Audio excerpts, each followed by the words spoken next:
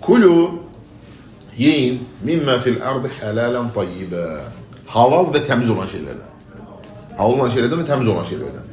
Yani ne diyorlar bu ayet İmam Said'in vurgulayacak. Neye dalalet ediyor? Dalalet ediyor ki eşyalarda yemek, içmek, giymek vesaire. Eşyalarda, eşya dilinde bizim bildiğimiz burada stolsulda söhbət gedir ha, Ərəb dilində. Bütün eşya yüzünde olan şeylerden. Esil olan ibahəti, yani mübahlıqdır, halallıqdır. Haramına dəlil lazımdır. Neye dəlil lazımdır? Haramına. Eşyada esil olan bu qaydadır. Bu qayda için bu insanlara yazmaq lazımdır. Eşyada esil olan mübahlıqdır. Aydındır. Dəlil axtarmaq lazım deyil. Mesela ben senden soruşsam ki gazetten dəlil getiriyorum. Dəlil get ki gazet yemiyorlar. Ha? Aydındır. Əsli halaldır. Dəlil get kiünçükatı yemiyorlar. Əsli halaldır. Neyin əksinə? İbadətlərin əksinə. İbadətlərdə isə əsl olan haramlıqdır, qadağadır. Məşruiyyətinə, yəni şəriyyətdən olmasına dəlil lazımdır. Çünkü burada ibadette iddiası dəlil getirməlidir. Sen deyirsən ki, belə bir namaz var. Ha, dəlil getir ki, belə bir namaz var. Aydındır. Çünkü ibadette əsl olan adı qadağadır. Niye görə? Çünkü insan özündən ixtira edilməz onu. Kimə tab olmalıdır Allah'ın şəriyyəti? Yeryüzünde ama bu eşyaları gelince Allah subhanahu teala خَلَقَ لَكُمْ مَا فِي الْأَرْضِ جَمِيعًا Yeryüzündekinin hamısı sizin için yaradı. Allah rahmet eylesin Şeyh Rabi. Güzel vurguluyor. Deyir ki bak Allah subhanahu teala buyuruyor ki gece, gündüz, güneş, ay, yeri göğü seyranı elədi. سَخَّرَ لَكُمُ الْفُلْكَ لِتَجْرِ فِي الْبَحْرِ بِأَمْرِ Size denizlerin üzerinde üzen gemiler ram elədi. Gecəni, gündüzü, güneşi, ayı. وَاَتَكُمْ مِنْ كُلِّ مَا سَأَلْتُمُهُ Ve sizin istediğiniz her şeyi size verir. وَاِنْ تَعُدُّوا نِعْمَةَ اللّٰهِ Allah'ın nimetlerini saymak isteseniz. اِنْ تَعُدُّوا نِعْمَةَ اللّٰهِ لَا تُحْصُوهَا Niye bilmezsiniz? Sayamazsınız. İnnel insane le zalumun kaffar. Hakikaten insan zalim ve nankördur.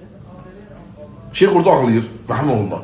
Diyor ki ha kullu hadihi bütün bu nimetler hamısı li eclin hadel insanı daif. Bu zayıf insandan ötürüdür. Ama bunun Rabbine karşı olan mövqeyine bak.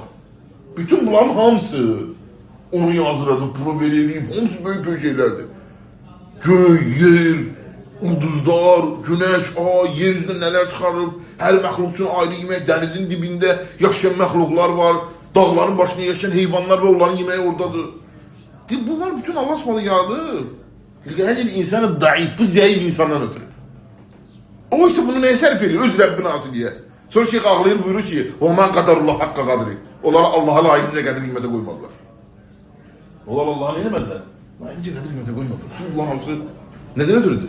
İnsandan ötürü. Çok təəssüf. Ona göre çok acayipti. Onu kainatına yaşa, onun verilerini iyi sonra ona karşı gel. La havle ve la kuvvete illa billah.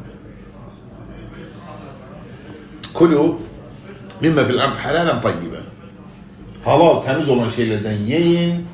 Ve la tettebi'u hutuvatiş şeytan. Şeytan adımlarından gitmeyin. Hutuvat, Arap dilinde diyor, subul ve turuk. Subul ve turuk. Yollar, adımlar vesaire. Niye göre gitmeyin? İnnehu lekum aduvvun mubin. Ona göre ki innehu. Hakikaten o. Özü güçlendirici de innehu. Lekum sizin. Aduvvun düşmendi. Özü sen de düşmendi. Mubin. Zahir düşmendi. Ona göre değiller ki zahirliği, düşmentiliği zahir olanından daha çok çekinmeye lazımdı. Açık ayın düşmendi bu. Yani ona bizim kimse sana düşman değil, ya düşmentiliği açık değil. Gizlindi. Bu açık ayın düşmendi. Allah subhanahu Fatih suresinde buyurur ki İnne şeytane lekum aduvvun Şeytan sizin düşmeninizdir. Ha sonra fettehizuhu aduvva Siz de onu özünüze düşman götürün. Təhcə düşmanınız kifayətlenmeyin. Siz de ona düşman kesilin. Ne ter siz o düşman kesilin? Siz de ona düşman kesilin. Ne ter? Yani necə o sizi düşmənçilik edir, siz de Allah yoluna azdırmaz, siz de Allah'ı taib edin, ona düşman kesilin. İnne şeytan lakum aduvvun Düşmanınız fettehizuhu aduvva Ve her zaman hazır olan düşmandır. Doğru dile ise silahlanmış, senin zayıf nöqtələrini bilir ve hücumdadır. Ve yine mesela Allah subhanahu ta'ala kömək isteməklə onun yarattığı bu şerli məxluqa, ha, şer Allah'ın feilinde değil, ha, məxluqundadır. Yani Allah'ın iblisi yaratmaq şer değil. Şer iblisin özündedir. Allah'tan kömək istəmiş şerli məxluqu nə etməkdən ötürü səndən uzaqlaşdırmalıdır.